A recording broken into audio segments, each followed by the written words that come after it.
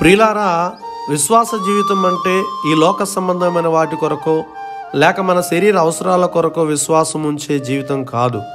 నిన్ను ప్రేమించి నీ కొరకు ప్రాణమిచ్చిన యేసుక్రీస్తునందు విశ్వాసం ఉంచి వాక్యానుసారంగా జీవిస్తూ అదృశ్యమైన వాటిని చూస్తూ విశ్వాసంతో నిరీక్షణ కలిగి జీవించేదే విశ్వాస జీవితం. అంతేకాని మందిరానికి వెళ్ళి సంఘములో సభ్యుడవై ఏదో ఒక సిద్ధాంతానికి లోబడినంత మాత్రాన నీలో విశ్వాసం ఉండదు. ఎన్ని శ్రమలు శోధనలు వచ్చినా భయపడక వాటిని ఎదుర్కొని జీవించేదే నిజమైన విశ్వాసం. అందుకే నీతిమంతులు విశ్వాస మూలంగా జీవిస్తారు కానీ విశ్వాస జీవితాన్ని పాడు చేసే వాటిని ఆశించి వాటి కొరకు జీవించరు.